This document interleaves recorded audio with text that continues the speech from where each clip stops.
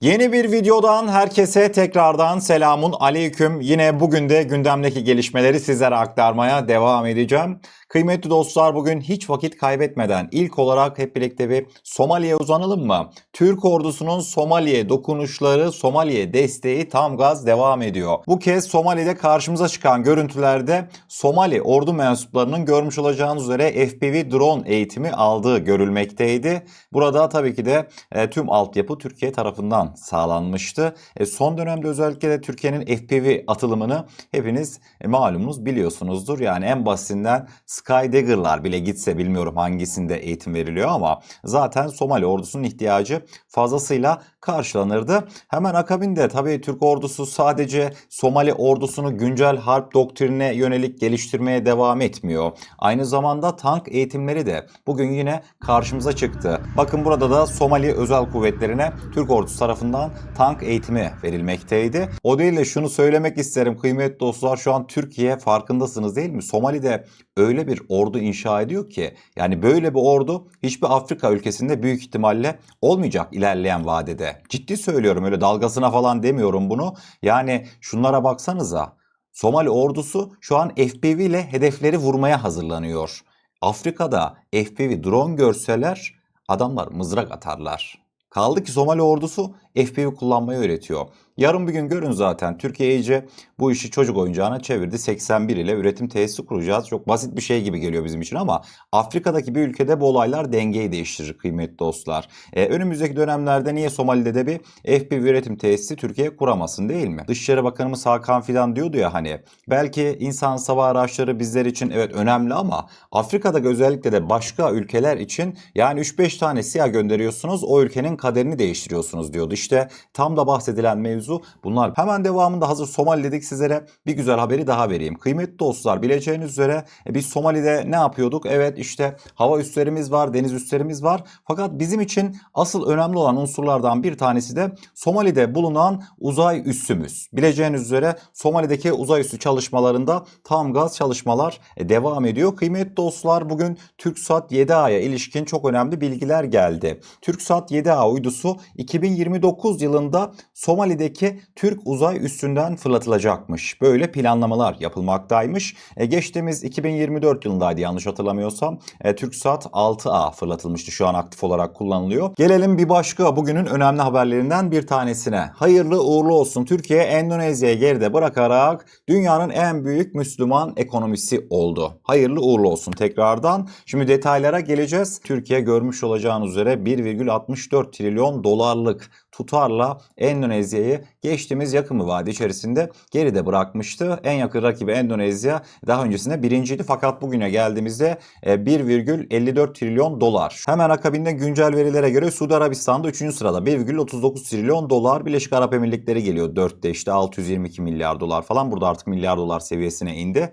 Malezya, Bangladeş, Mısır, Pakistan, Cezayir, İran diye bu şekilde liste devam etmekteydi. Şimdi diyebilirsiniz, Kaan neden bu vakte kadar Türkiye ekonomisi dünyanın en büyük Müslüman ekonomisi değildi? Kıymetli dostlar, özellikle de Endonezya'nın nüfus faktörü var. Bileceğiniz üzere Endonezya şu an Müslüman olarak en fazla nüfusu barındıran ülke. Yaklaşık 250 milyon Müslüman bulunmakta Endonezya'da. Tabii bu nüfusun meyvesinden dolayı Endonezya sürekli bugüne kadar listelerde genellikle birinci gelirdi en büyük Müslüman ekonomi listelerinde. Fakat bugüne geldiğimizde aslında bir gerçek daha karşımıza buz gibi çıkmış oldu. O da ne? Evet, insan gücü çok önemli. Zaten bu dönemlerde biz de bu mevzunun üzerine giriyoruz. İşte başta Erhan Afyoncu, MS Yürekleri sürekli bu konuya vurguda bulunuyor. Gerçekten de önemli nüfus, insan gücü ama kıymetli dostlar, insan gücüyle birlikte o hani kilogram başına düşen ihracat, dolar değeri vardır ya. İşte siz ne bileyim 1 ton buğday satarsınız fakat gelir işte 10 gramlık çipler veyahut da akıllı teknolojiler o 1 ton, 10 tonluk buğdayın bir anda daha ötesinde bir ihracat rakamına ulaştırır sizler. İşte bundan dolayı kıymetli dostlar, Türkiye son dönemde ciddi hani ihracat başına değerleri yükselttiğinden ötürü Türkiye bu listede artık birinciliği aldı. Bu vakitten sonra Türkiye kaptırır mı? Valla şöyle bir projeksiyon çizeyim sizlere. Şimdi baktığımızda ikinci sıradaki Endonezya geçtiğimiz yıl kıymetli dostlar Türkiye'den 40 adet dünyada Türkiye dışında hiçbir Müslüman ülkenin üretemediği, geliştiremediği milli muharip uçağı Kaan'ı aldı 5. nesil. Türkiye şu an bu listedeki hiçbir ülkeyle bir değil. Yani bu listedeki hiçbir ülke kıymetli dostlar kendi 5. nesil savaş uçağını geliştiremiyor. Akabinde ise Suudi Arabistan, Birleşik Arap Emirlikleri zaten bileceğiniz üzere petrol dışında hiçbir şey de yok. Yavaş yavaş işte Araplar birazcık anladılar ilerleyen dönemde bu petrolün artık değer kaybedeceğini. Kendileri böyle işte Avrupa'da olsun, Amerika'da futbol takımlarından tutun farklı bir ekonomi ekosistemi oluşturmaya çalışıyorlar ama yani nafile kıymetli dostlar kaliteli ürün ürettikten sonra koskoca dünyadaki petrol devlerini dahi geride bırakabiliyorsunuz. Ama şunu diyeyim, daha bunlar başlangıç. Şu an Türkiye evet savunma sanayinde çok ileri bir düzeye geldi. En azından Müslüman ülkelerle kıyasladığımızda ama kıymetli dostlar biz asıl para edecek şeyleri ciddi ciddi üretmeye başlamadık. Onu belirteyim yani. Endonezya'nın 40 adetlik Kaan alımı gerçekten de devasa bir olaydı ama daha durun siz. Kaan bir şöyle ciddi ciddi Türk Silahlı Kuvvetleri'nin envanterine şöyle 2028-2029'da bir girmeye başlasın. Kaanlar Endonezya'ya yerli motorlarla bir teslim edilsin. Zaten bunu gören diğer Müslüman ülkeler Türkiye'ye nasıl gelecekler? Yani sıraya girecekler TUSAŞ testlerine. Ben sizlere söyleyeyim yani. Daha bunlar başlangıç. Daha devamında çelik kubbelerimiz var. Çelik kubbede doğru düzgün satışlar gerçekleşmedi yani. Daha biz çelik kubbe satacağız bu ülkelerin çoğuna. Şimdi dedik ya mesela Suudi Arabistan, Birleşik Arap Emirlikleri sürekli böyle petrol pazarlayarak işte en büyük ekonomi listesinde 3. 4. sırada diye. Türkiye'deki olay şu olacak kıymetli dostlar. Suudi Arabistan petrol mü satıyor? Abi fiyat bana fazla geldi derse gidersin Birleşik Arap Emirlikleri'ne veyahut da en son gider İran'dan, Azerbaycan'dan alırsın. Ama şimdi bizim ürettiğimiz teknolojinin örneği eşi benzeri olmadığından dolayı biz ne kadar fiyat çekersek herkes almak durumunda. Onu belirteyim. Tabii ki de bu fiyatlandırmada bir müttefiklik durumu, yakın dost, kardeş ülkeler bunların hepsi göz önünde bulundurulacaktır. Ama dediğim gibi Türkiye kaliteli malzeme ürettiğinden dolayı yani ihracat katma değeri yüksek malzeme ürettiğinden dolayı inşallah bu listedeki birinciliği bir daha bundan sonraki süreçte kaptırmayacaktır. Devamında şimdi gelişmiş Türk teknolojilerinden bahsettim sizlere. İşte mesela kıymetli dostlar Türk savunma sanayisinin o bir başka katma değeri yüksek ürünlerinden bir tanesi. Bugün bu görüntüler Aselsan tarafından paylaşılmıştı. Aselsan LGK güdüm kitlerinin seri üretim anlarını bu şekilde paylaştı. Of of, yemin ediyorum şu görüntü var ya keyfimi yerine getirdi ya. İşte katma değeri yüksek ürün budur kıymetli dostlar. Yani şuradan 10 tanesini toplayın belki kaç tane petrol variline denk. Anladınız mı? Öyle doğuştan gelen Allah'ın verdiği topraktan 1 metre topraktan çıkan petrolle işte bu şekilde yarışırsınız anca.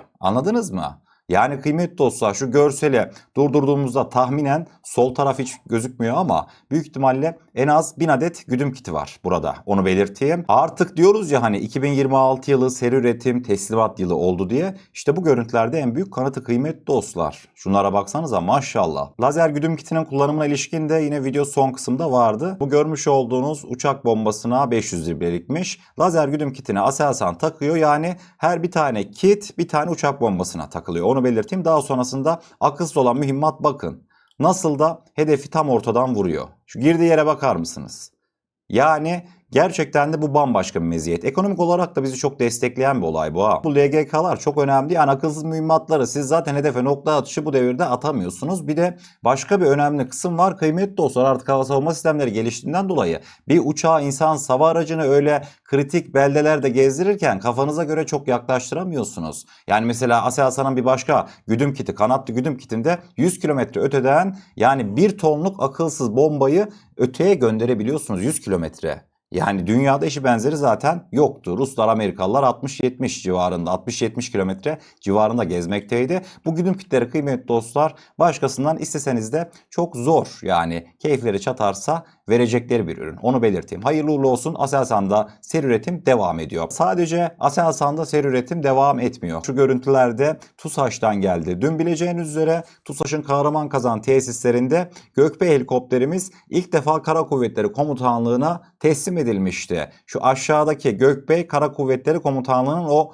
kapkara efsanevi kamuflajıydı. Hemen devamında da geçtiğimiz günlerde ambulans helikopteri olarak da teslim edilmişti Gökbey. Jandarma zaten kullanılıyor. Kıymetli dostlar buradan şu sonuca varacağız. Helikopter bizim olduğu için Hangi alanda eksiklik varsa gidiyoruz, hemen bir kamuflaj, hemen bir iç dizayn düzenlemesi. Allah'ın izniyle kimseden izin almadan kendi ihtiyaçlarımız doğrultusunda helikopterlerimizi kuvvetlerimize teslim ediyoruz. Bu teslimatlar peki yerli motorla mı yapıldı? İnşallah eli kulağında kıymetli dostlar. Bileceğiniz üzere TS-1400 motoru 2023 yılında ilk uçuşunu gerçekleştirmişti Gökbey helikopterinde. TEİ üretimi TS-1400 motorunda artık tüm kalifikasyon, sertifikasyon süreçleri tamamlanacak ve 2028 yılında Gökbeyler yerli motorla uçacaklar. TUSAŞ var ya, Gökbey helikopterinden dünyanın parasını kazanacak. Yani şöylesine bir helikopter herkesin ihtiyacıdır. Ordulara da satacaksınız bunları. Ne bileyim işte para babası Rus oligarklardan tutun, İngiliz artık kraliyet aile üyelerine kadar. Hepsine gider bunlar, ben size diyeyim yani. Ve ciddi ciddi de TUSAŞ çok güzel bir helikopter yaptı. Yani bu helikopterden parayı kazanacağız. Daha sonrasında ne yapacağız?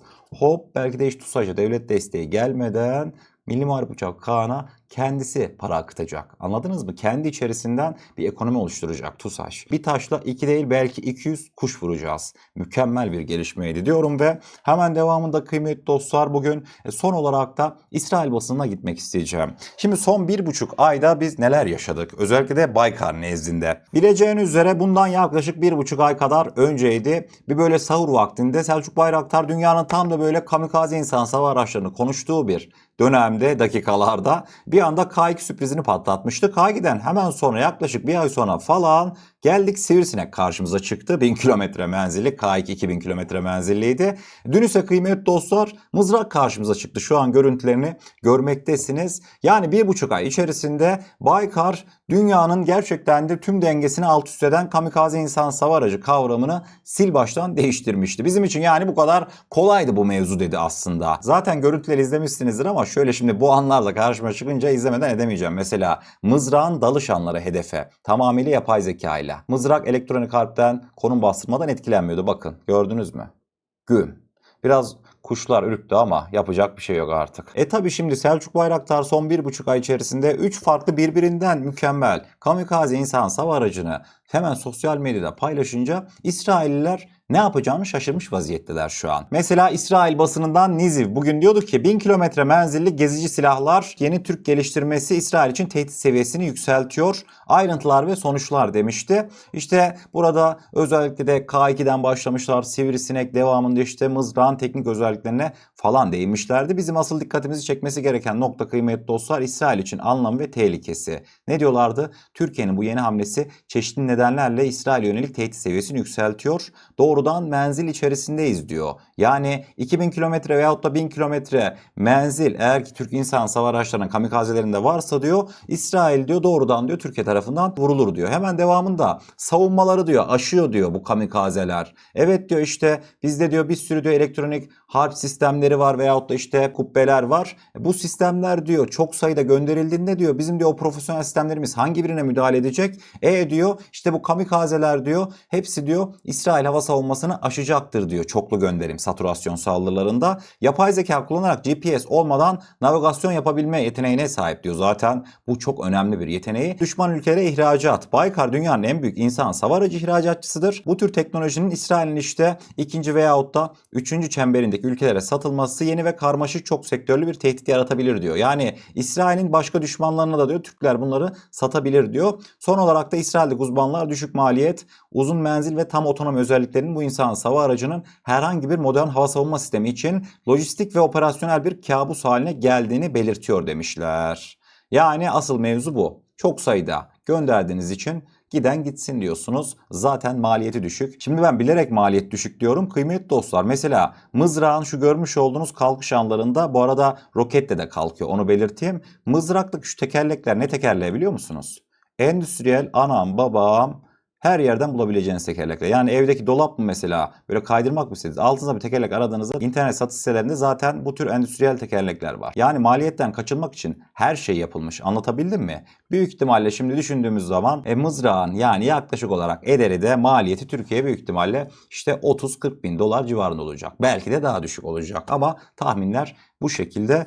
Dikkat çekici bir gelişmeydi. Son olarak da bu sivrisinekler, işte K2'ler, mızraklar hepsi saha İstanbul'da sergilenecek. Saha İstanbul'a ne kadar kaldı? 3 gün kaldı. 3 gün kaldığından dolayı bu güzel kardeşiniz de yavaştan yola çıkacak artık. Beni İstanbul bekler. Geçtiğimiz fuara İDEF'te geçtiğimiz yıl büyük bir damga vurmuştuk. Milyonlarca izlenme, yüz binlerce beğeniyle gerçekten sizlere elimden geldiğince oradaki sistemleri aktarmıştım. Sizler de büyük bir teveccüh gösterip beğenilerinizi eksik etmemiştiniz. Allah razı olsun. İnşallah önümüzdeki 4 gün sonraki Sağ İstanbul'da bambaşka sürprizlerle sizin karşınızda olacağım. Vallahi hazırlıklı olun. Öyle küçük sürprizlerden bahsetmiyorum. Büyük sürprizlerden bahsediyorum. Zaten bu K2'ler, sivrisinekler, mızraklar bunların yanında illaki video çekeceğiz. Yani tüm gelişmeleri sizlere orada aktarmaya çalışacağım. Akabinde işte makine kimyanın enfalleri falan merak edilen ne varsa Kaan orada olacak. Hiç merak etmeyin. Siz yeter ki videolara desteklerinizi eksik etmeyin. Instagram'dan böyle hikayeler de paylaşacağım fuar anında. Oradan da takip ederseniz böyle anlık hikayelerden de o fuar atmosferini, sahadaki gelişmeleri sizlere oradan aktaracağım diyorum ve o zaman ne diyelim kıymetli dostlar? Eğer kanalımıza ilk defa gelmekteyseniz kanalımıza abone olursanız bizleri çok mutlu edersiniz. Videomuzu gerçekten beğenmişseniz aşağıda bulunan beğen butonuna basarsanız bizleri oldukça mutlu edersiniz. Kendinize çok iyi bakın. Allah'a emanet olun. Her şey istediğiniz gibi olsun. Sağlıcakla.